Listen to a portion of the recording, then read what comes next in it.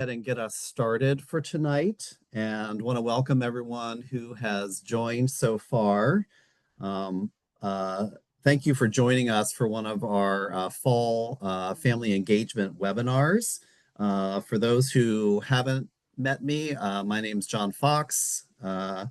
I serve as a project manager in student transitions and family engagement. And some of you may know me from the Hop on Board webinars from the summer for new families, and others may have been to a previous webinar earlier in fall semester. A couple logistics on the webinar tonight. We are recording this, and so within the next week, we'll have both the slide deck that you see on the screen as well as the recording available to you. So if you want to see something again, feel free to do so. In tonight's webinar, I'm delighted to be joined by two colleagues who will introduce themselves. Each are from different offices. We have our Outreach and Suicide Prevention Office and our Student Outreach and Support Office, both represented here tonight.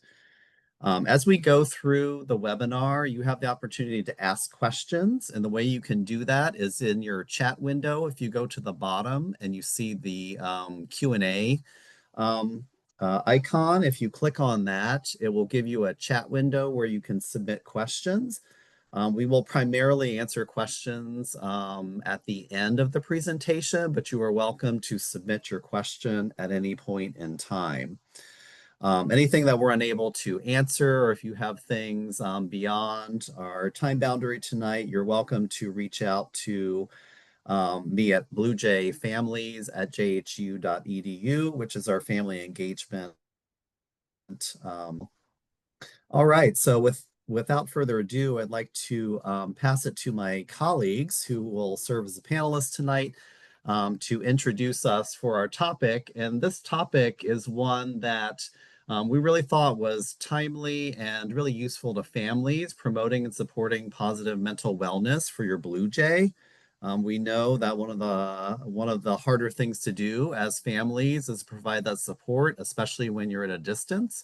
And so we have some great content and strategies for you to apply with your students. So with that, I'm going to pass it over to Walker. Thank you so much, John.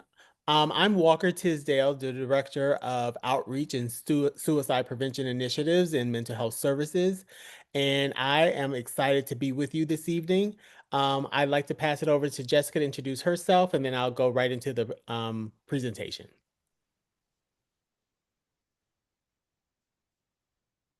Good evening, everyone. It's great to be with you. I'm Jessica Mott. I'm the Director of Student Outreach and Support, and Student Outreach and Support is within Student Affairs. So looking forward to speaking with you further toward the end. Back to you, Walker. Thank you, Jessica. So as John mentioned, this presentation is really geared to arm you and equip you with information and some strategies to support your Blue Jays. So I wanted to kind of foster, since we're doing this virtually and not in the physical space together, is that if you're inclined to please introduce yourself in the chat as well. And welcome to the presentation. And I would like to tell you a little bit about myself. And so our agenda will go through talking about the adjustments of first-year students here at Hopkins and adjustments for those who are returning students as well, because there are some distinctions that we want to talk about for new students and returning students. And then the role of family, friends, and Johns Hopkins as a large entity and how we can support not just the students themselves who come to this institution, but also families. And then we're wanting to share some resources, services, and programs. And if there's any questions and opportunities for discussion, we'd like to open that up as well. So I'm going to ask John if he could advance the slide.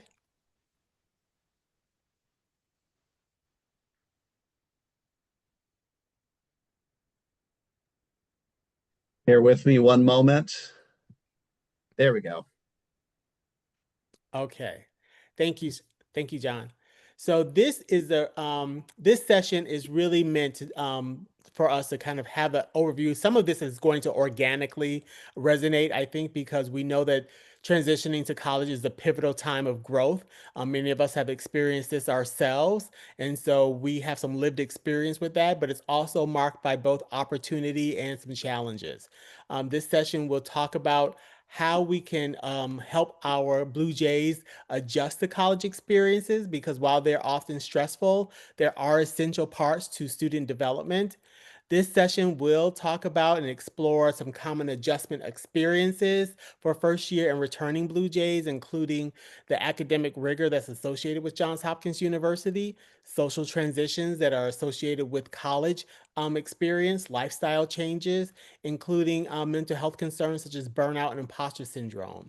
And then, as I mentioned earlier, we love to be able to have some time, and we will make time so that we can talk about specific strategies to promote well-being through normalizing some of these challenges and fostering open communication, because that's part of the experience, and connecting to your Blue Jays to available resources on campus. And there are a lot of them. We're very fortunate at Hopkins to have quite a few resources available for students. Next slide. All right, and this is just a pretty picture of students. Next slide. So I'd like to have this conversation to open up and talk about the different types of stress that can be associated with transition. So we know that being a first year, whether you're a first year student, first generation college student, or you are someone who comes from a family that has a history of post-secondary education, transition is hard. And adjustment is hard, and it's fraught with stress. And that can come from a lot of different areas, whether it's moving from one place to the other, unless you are from the DMV area or even outside the United States, transitioning from another state, from another county, or even another country can be a very hard transition to make, even in the excitement of coming to the university. The academic rigor. I always say it's really important to recognize that Johns Hopkins is one of the most elite and competitive institutions here in the United States. And that's why there's a lot of interest in coming here. But it also means that once you get here, there is that academic rigor that should expect and is associated with the university. And also, how do you navigate social networks, friendships, relationships, and those relationships and friendships that change as you progress through the program?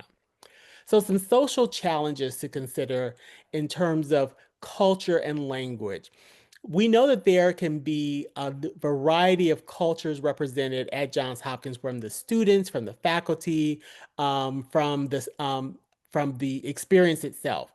And also there can be language challenges in terms of learning new languages, and from if English is not your first language, but also how do you navigate both the changes in the environment and the culture, but also living and working and going to school in an urban environment.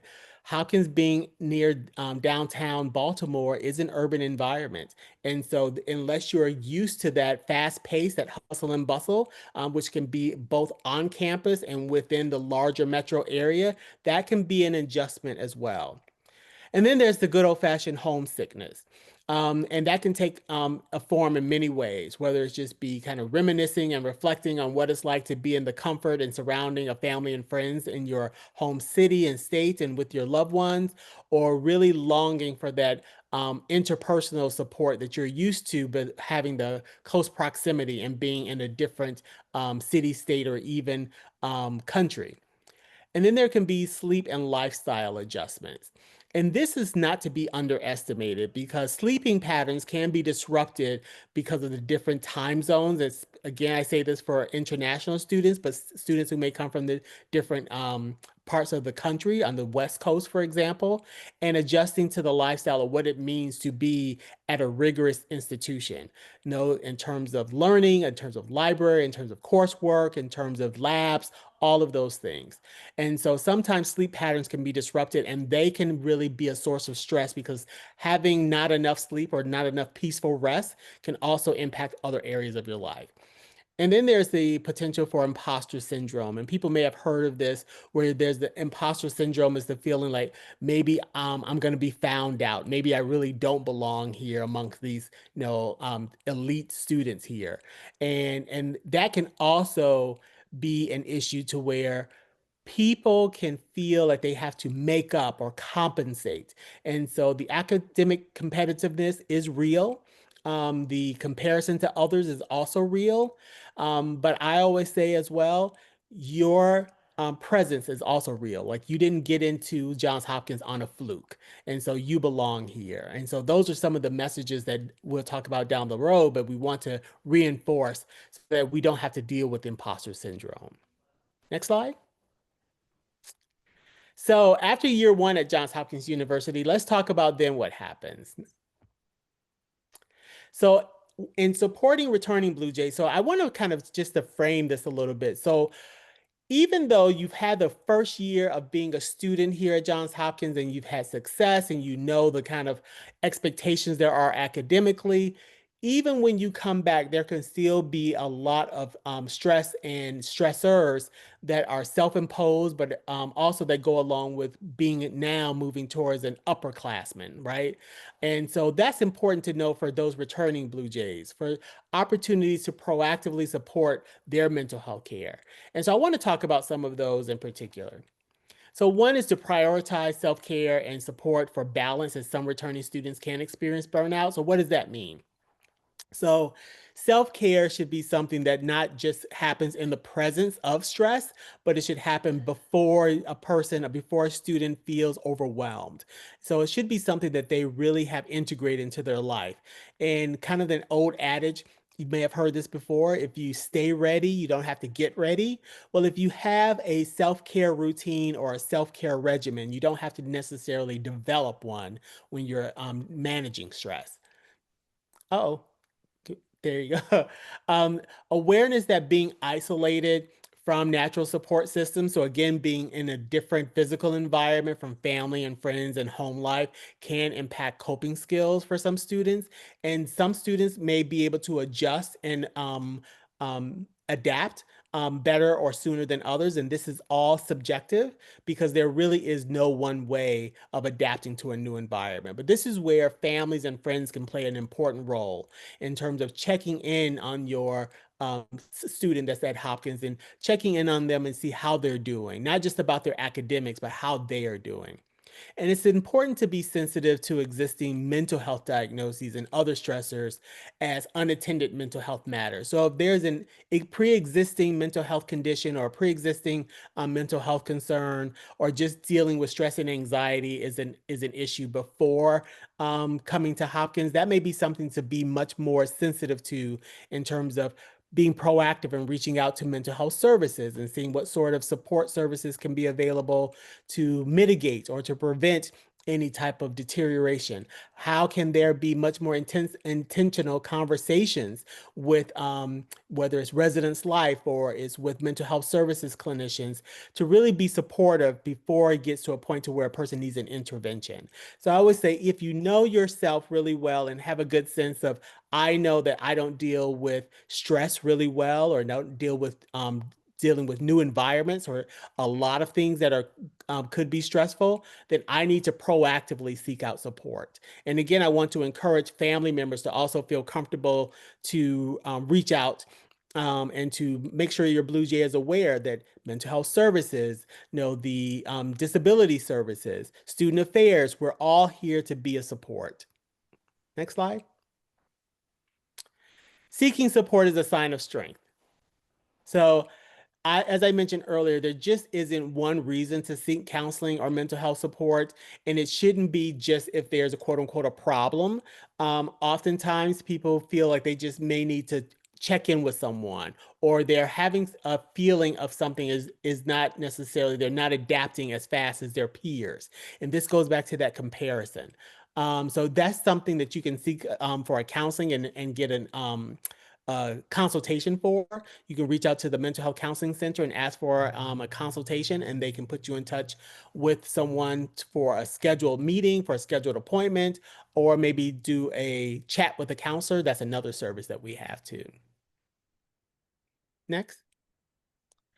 And I think there's a couple just run on. You can just go ahead, John.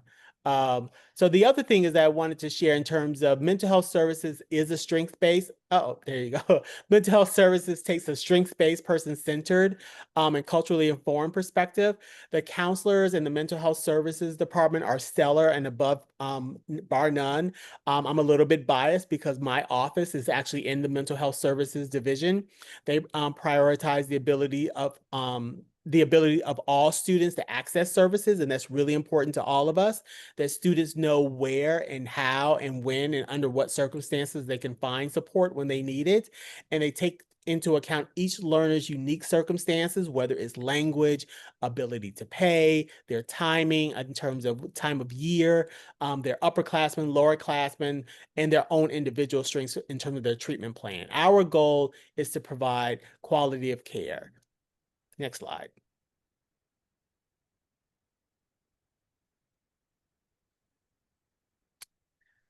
So now let's talk about you, the role of family, friends, and Johns Hopkins University as a umbrella, if you will. So one, that we want to normalize struggle, and that's in quotes, as part of the journey to success. Anything worth pursuing is worth the process or worth the journey. And so not everything is going to come as necessarily easily or readily. And sometimes there is a need to check in for support and to get support. And we want to normalize that. Checking in regularly with students and not just about the class progress. So this is a role that family and friends can really play, especially if there's homesickness or not having the experience of being away from family before. It's really important just to check in. Care packages doesn't always have to be in a package. It could be in a phone call, a text, just thinking about you. And so what I did was to include a couple of conversation starters in terms of things that you just might start the conversation with your Blue Jay. So for example, have you found your favorite coffee spot or quiet hangout? Or how's the campus feeling now that the semester is going? Or you've got a lot on your plate. How is your energy holding up? None of these are specifically about their academic progress or the specific class, but it's checking in with them. And again, you are the best experts in your lives and the lives of your students at Johns Hopkins, so you know the best conversations. These are just some examples. Next slide. So continue that, encourage family and friends to also check in. I was going to say, I remember, this is a personal story. I remember that when I went away to college many, many moons ago, that my mother and father had many of my friends to send me a letter or send me a postcard. I don't even know if people still send postcards. But I found that was exciting to get for me. Text a funny emoji so that they know that they're being thought of fondly. Those are the small things, but they really do go a long way. Special care packages is the thought, not the content of that. And familiarize yourself with campus resources. I want to spend a little time on that bullet because it's important, I think, for family members and friends and those in the close proximity of the student at Hopkins to really be comfortable and aware of the different services and programs that are supporting students here. And there are quite a few. Not that you need to know them like the back of your hand, but it's really important so that you can also have conversations if you start to hear concerns about adapting, concerns about stress or managing stress, that you yourself might be in a position to make a suggestion or a proposal. No, have you thought about talking to the counseling center? Or I heard that there's a program called Chat with a Counselor, right? So if you familiarize yourself with some of these campus resources, it could go a long way to endorsing them for your students and loved ones. Next slide. So now we're here at the point to where we're going to talk about some of these important resources. So as I mentioned before, seeking support is a sign of strength. It should not be seen as something that has stigma attached to it. The services are here. They're included as part of the Hopkins experience, and we really want you to take advantage of them if you find them necessary. Next slide. So here are a couple, and some of them I hope that you may have heard of before, but if you're hearing these for the first time, feel free And I think John said that he's going to make the slides available to you as well. So there are some virtual resources that are available. One is Timely Care. It's an on-demand consultation with licensed counselors. So it's available 24 hours, 7 days a week. And you can have scheduled counseling with a provider of your choice. This is not just specific to Johns Hopkins, so it's available in all 50 states. Psychiatry is as a service that's available with this through the Student Health and Wellbeing or Timely Care Clinician. So that's available as well. There is a dozen free visits per year that's available. So I always say, please make sure that you take advantage of all the resources if you need them. The other is an online cognitive behavioral health program, and it can help for specific conditions or circumstances like dealing with stress or anxiety, or just even sleep patterns being disrupted. Silver Cloud is an online program that is available to students, similar to the Calm app. Many of us may already have the Calm app, but they have free premium access to Johns Hopkins, and you have to log on through your desktop. I found this out the hard way. The app, even though most of us use it probably on our tablet or our phone, you have to log on it to get the free premium access through a desktop, and then you get access through the app services.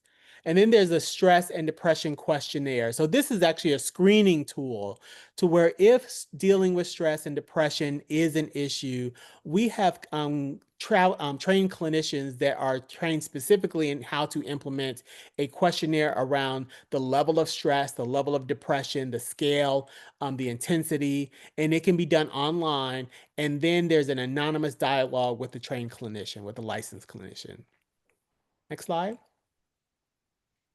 So here are some other services specifically in person for students and learners. So the goal is to maximize students' potential when they come to Hopkins. They're coming here to get their education, to get their skills and knowledge and develop and go out into the world and change the world so they can thrive, right? And so part of that is mental health services offers initial consultation, or IC, we say for short. So the initial consultation is that if there is not an appointment, but you're just concerned or the student is concerned about dealing with issues around depression, anxiety, or just feeling sad or feeling isolated, they could call the mental health services and get an initial consultation. And depending on that initial consultation, they can be elevated for an immediate opening, or there will be another type of referral made so they can get the care that they need. So there's no reason why they could not access services when they need it. There's also available goal-oriented individual therapy. That's the one-on-one with a licensed clinician.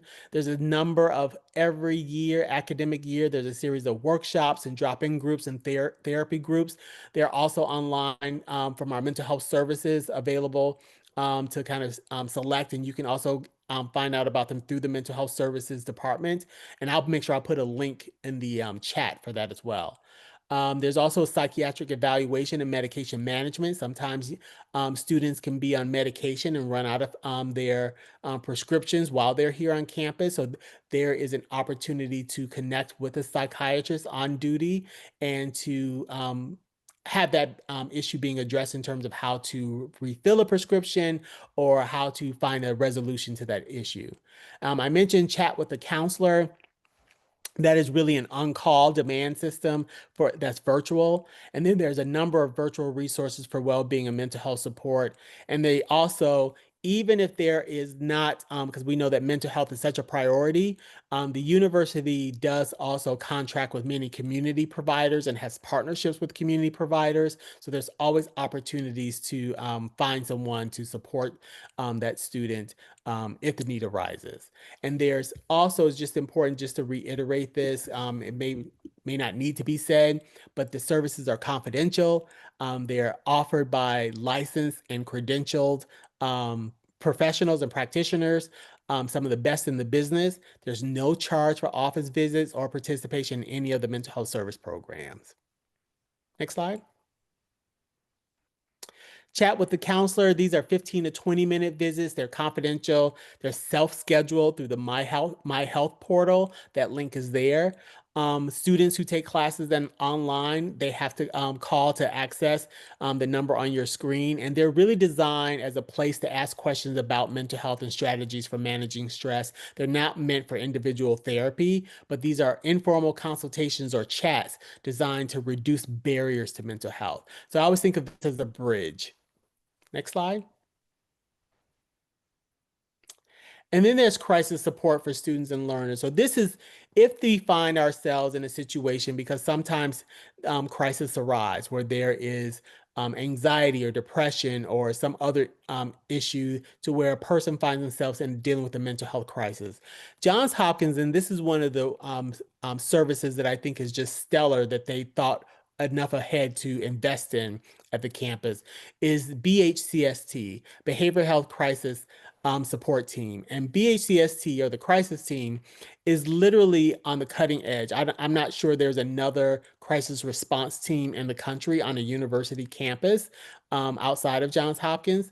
And it's that if a crisis does arise to where a student is in distress, they can call the number on the screen, 516-WELL, area code 410, and be in touch again with a series of licensed clinicians who will come to the student on campus in the area, and they generally come with a clinician and public safety. So it's for addressing any immediate needs to make sure there's preventing any harm to the student, him or herself, but also they're getting the immediate clinical care that they need.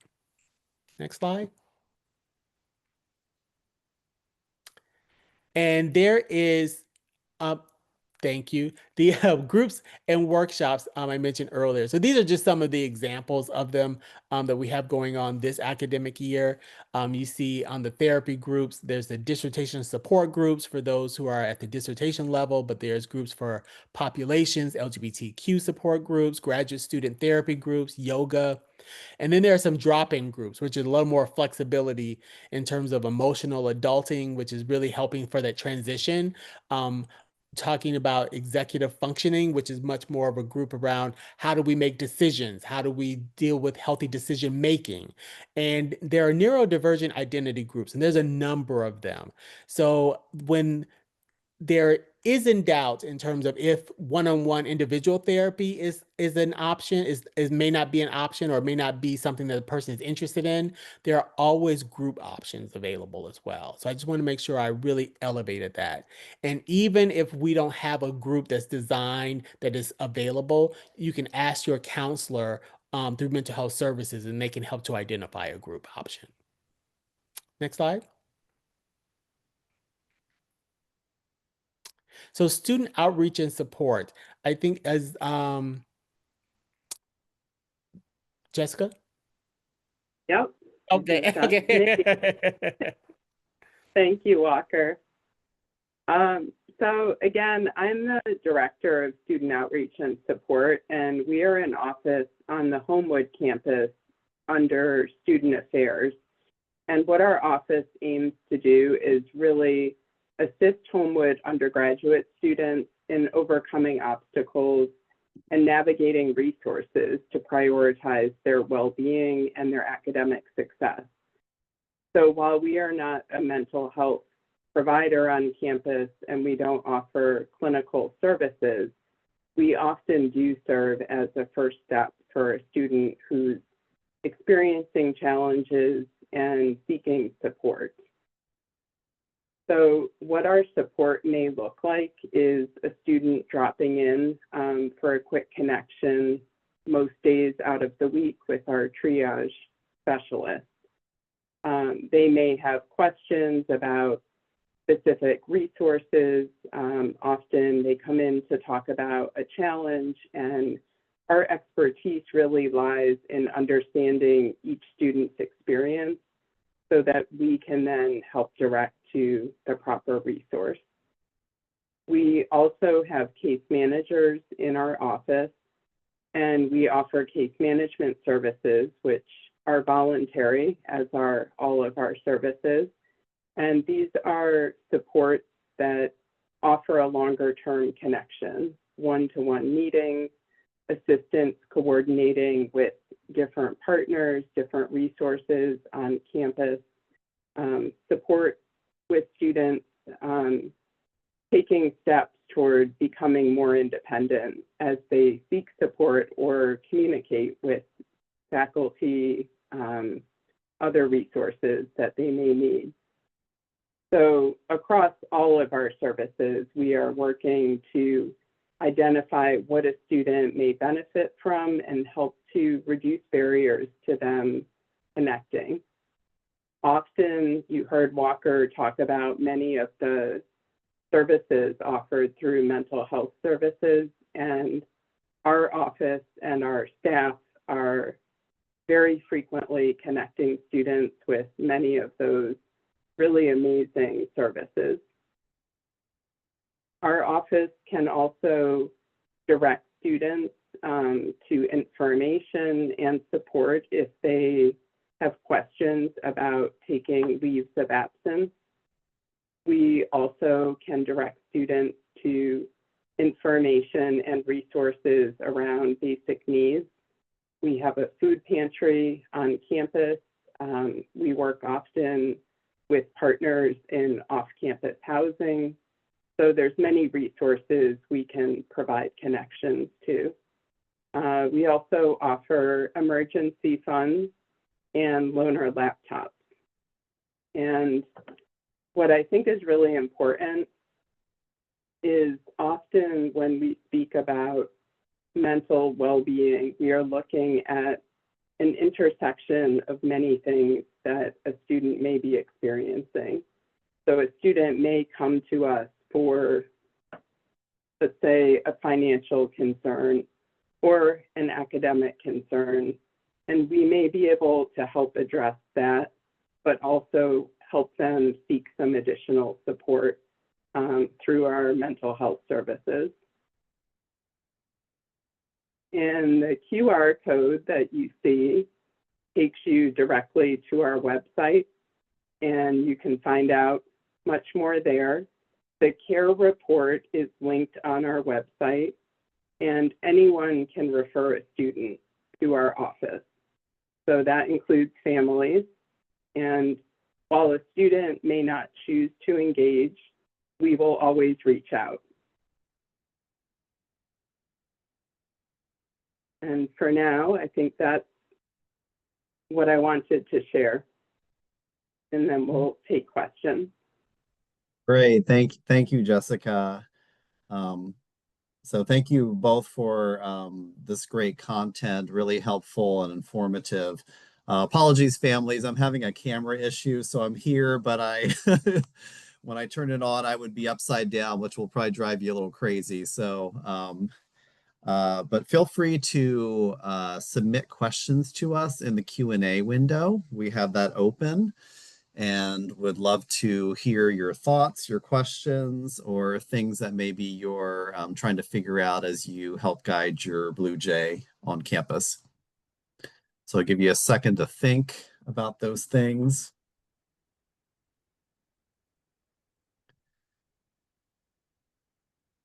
Jessica, while we're waiting, do you mind just talking about where your office is located if a student wants to come visit you?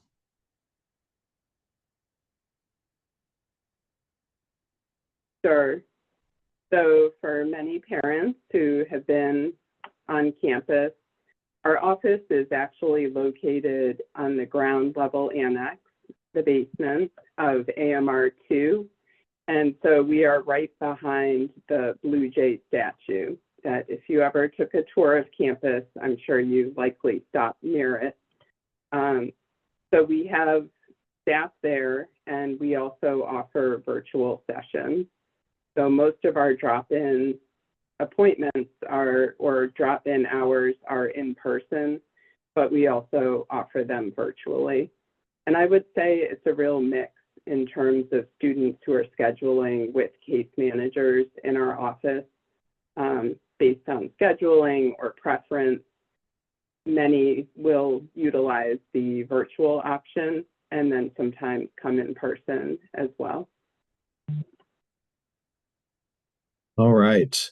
Great. Thank you, Jessica. So we have a question in from a sophomore family saying they're wondering about, as they call their daughter, she mentions that the places to study are mostly full. Any advice that we have? Um, and I can kind of start us off, and I know this isn't necessarily your area of expertise, Walker or Jessica, but I think one of the challenges right now is with the library renovation. I think the library is a place a lot of students often like to go for study spaces. I believe there is something published that has some alternate locations while the renovation is happening. Does that sound right, Jessica? So Yeah, I will see if I there can put my hands on that, and I'll try to drop it in the chat. I haven't really looked at that, but that's a great question. I would say certainly, students use a variety of different locations. The new student center, we definitely see a lot of students visiting there, and they have some great spaces that students seem to use for study, large tables and those kinds of things. So I'll look for that link, and if you just bear with me. All right, we have another question here about, do students know about these services and who do they call if they want to schedule an intake appointment? I can answer a portion of that. I would say many students have heard of so many services that they may not recall what is mental health services, what is SOS, as student outreach and support is called. So often I do feel like there may be some level of familiarity, but it's good to be able to, as Walker said, really familiarize yourself so that if you are receiving questions from your student, you're able to kind of direct them. And often SOS can be that first step for students who are unsure, kind of, where do I start? There's so many resources, I'm not sure, and I have limited time. So we are able to book appointments directly through our website or through students coming directly to walk-in hours. And I was just going to, Great. as Jessica said too, and I put in the chat, there's a link to the mental health services website that I put up earlier. There's a contact us page that has a lot of the direct numbers in particular to contact and I would also, there's probably a lot of information that's coming at students as they make their way through the academic year. So there's also, I'm not sure how often, but there is an orientation. I know they handed out something called a red folder, even though it's blue, but it's just it's a cardboard folder, and it has so many resources on the folder itself. And it's from Student Health and Wellbeing that puts it out, but it's a tangible kind of directory, if you will. But most of the information is also on our website and it's available digitally. And I just put the link in the chat. Great, thank you, Walker. So this question I love because I think a lot of parents probably struggle with this throughout their time with their young adult. Do we have any advice with this family student because they want to visit her, but she often refuses? Is this normal for her age?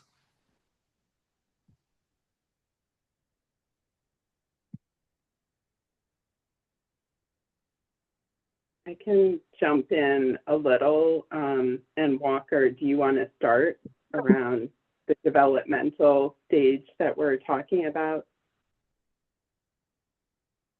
Absolutely. So there is, I think it is interesting because I'm smiling a little bit in terms of this is also a stage where independence and boundaries are stretched. And so students coming to college, especially away from home, want to exercise their independence and want to show that they can, to do it, to stand up.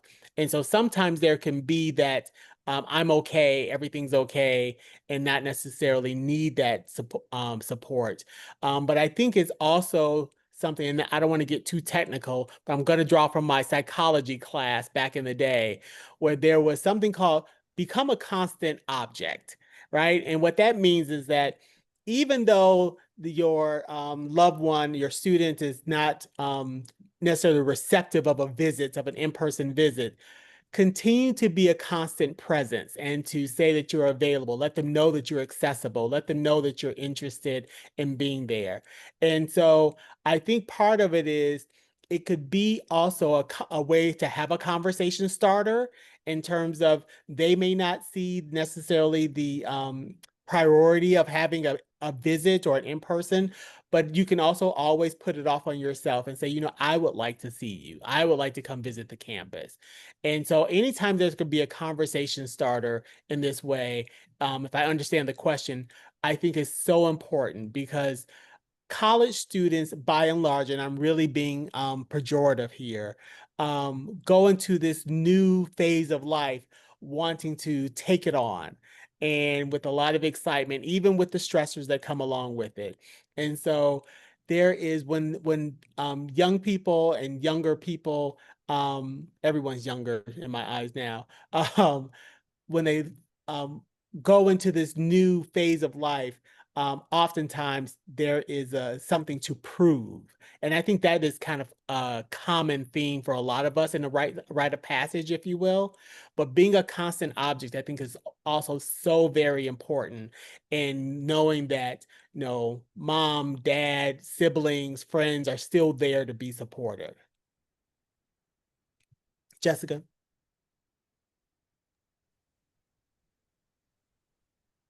Yes, what I was going to offer is similar, that I think each student is going through their own developmental trajectory where independence and figuring things out can be really important. So without knowing your individual son or daughter, I guess I would just pay attention. And if the change is something that concerns you, then certainly I would encourage you to feel free to submit like a care report if it ever was at a place where you just weren't sure and you weren't there to check and you would like to know that somebody could reach out and offer to check in with your student.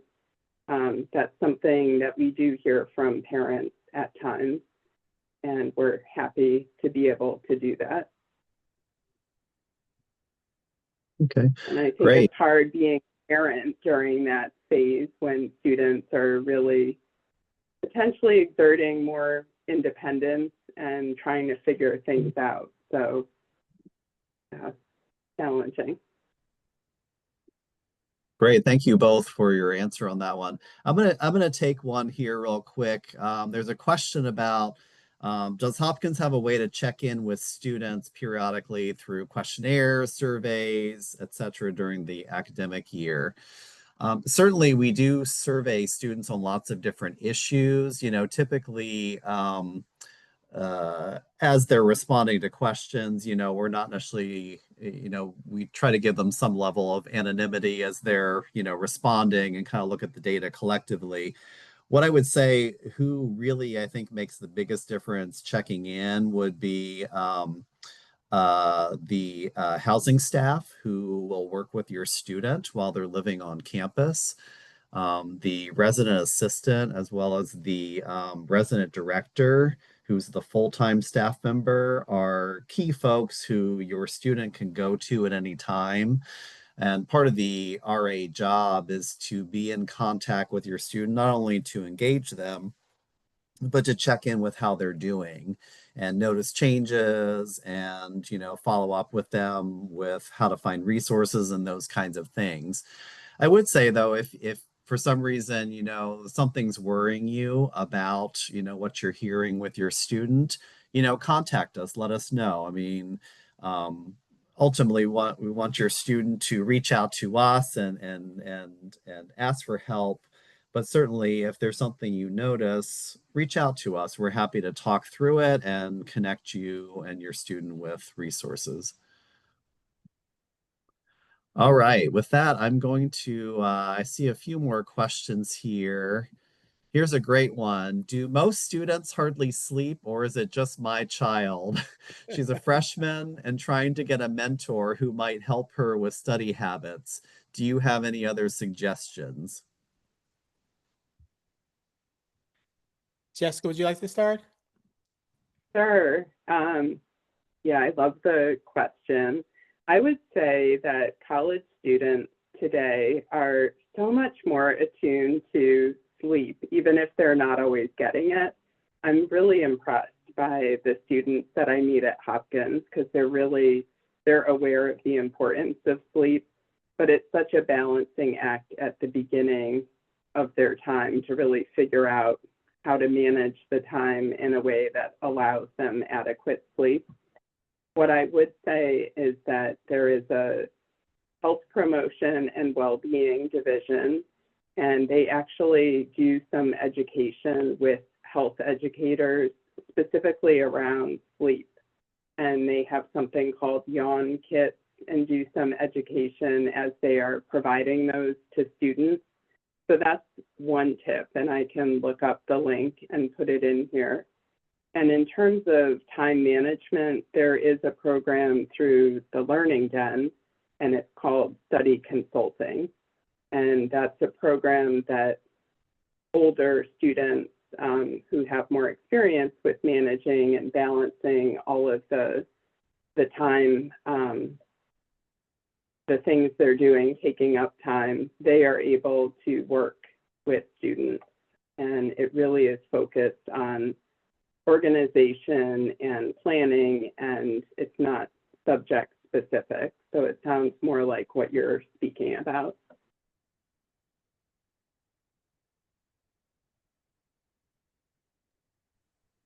Anything you'd like to add, Walker? No, I'm actually not going to add anything because I was going to mention the same thing that Jessica just did about the yawn kit. So I appreciate that. Very good.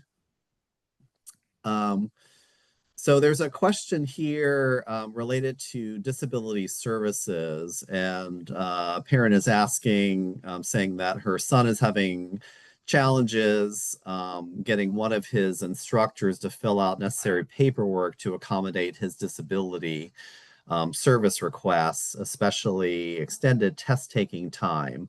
Who can he turn to facilitate this? So this is a good question. I think there is the first thing that comes to mind, and I don't want to jump. I don't know. Jessica was going to say anything. The student disability services would be one of the first places that I would start if they have not um, engaged there first. And so this is what they do in terms of helping students to access their accommodations. Um, their hours are generally for the Homewood office from 8:30 to 5. But you can also contact them, Student Disability Services at jhu.edu. And I can put that in the chat as well. Yeah, I totally agree, Walker.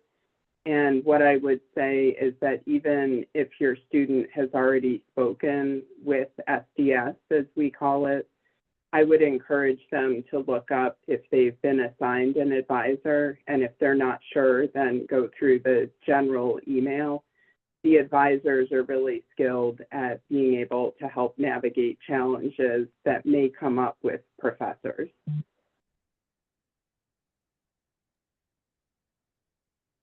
Yeah, great. Thank you. Thank you both for that. And I dropped in the link. Oh, thank you, Walker, to Disability Services. And, the staff folks there, they have a process they need to follow so they're equitable and that they're, really giving your student the proper accommodation. So I would just make sure that they get connected with one of the staff who will be able to guide them through the process and help them figure out what they need to get. And so if you have further issues, feel free to contact me at the Blue Jay Families email, and I'm happy to help kind of broker connection between you directly and the Disability Service Office. All right. So I'm looking at questions. Was there anything else that you wanted to speak to, Jessica?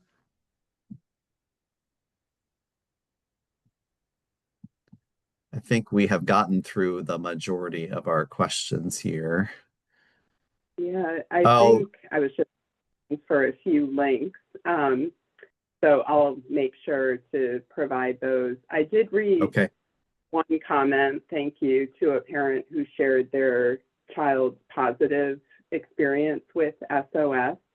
And what it got me thinking about was sometimes when students receive outreach from our office, for instance, which is meant to be supportive, but may sometimes be in response to a situation that has impacted them that maybe was stressful or something that's come to our attention from someone on campus. They may see it as they've done something wrong, they're in trouble. And so I think as family members being able, if a student mentions, I got this email from someone, I don't know what it means, being able to let them know, like, you could respond, you could find out what they're offering. We are not the conduct office. We are not about trying to get people in trouble. We're really trying to understand the experience the student is having so that we can help them navigate and figure out a plan to get to a place that feels more positive for them. So thank you to the parent who put that in, and encouragement for other Yeah, parents if their students express any kind of concern about receiving outreach. that's great. Thank you, Jessica. So I want to take us to our last and final question. You both referred to the yawn kits. Can you, parents asking if you can just say a little bit more about what those are?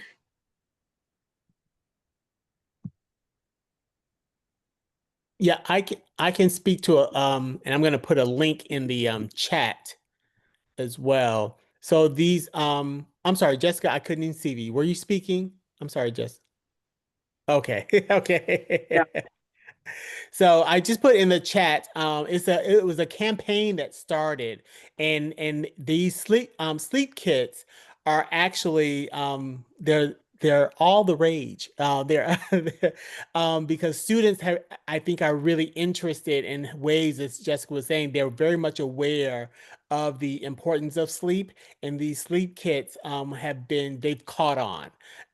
And so you can access them through different campuses, and there's a link for the Homewood request form. You have to make a request for them if you want to get the sleep kits. But there's information that from Student Health and Wellbeing, because they often also do presentations on this as well. So if your Blue Jay is interested in getting one, they can certainly just fill out the form and get one sent to them. But they can also have a conversation with one of the staff members in Student Health and Wellbeing, and they can get more details about it as well. But it is really popular here. I wanted just to also say too, I know that they started out as a initiative in education for students and for sleep hygiene and positive habit forming. So I think you can also get them in East Baltimore, a pickup, and Homewood. So those are the two locations, but I'm sure you can get them at other locations if you call the Student Health and Wellbeing. Great. Thank you so much for that explanation. Well, that's our final question for tonight and great timing.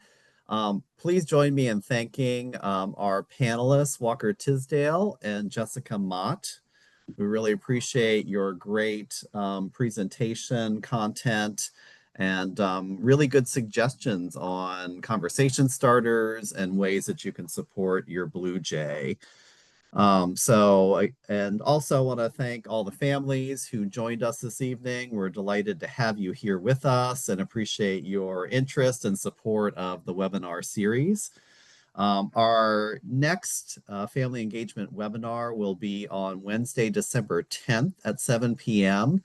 That one is focused on off-campus housing and is particularly geared towards second-year families who are going to be going through that process this spring. But as always, anyone is welcome to join. So if you just want to join and you're not a second-year family, you are certainly welcome. to join us and hear about that. So with that, thank you so much. We're excited to have you and look forward to seeing you at our next webinar. So thanks everyone and have a good evening. All right. Walker and Jessica.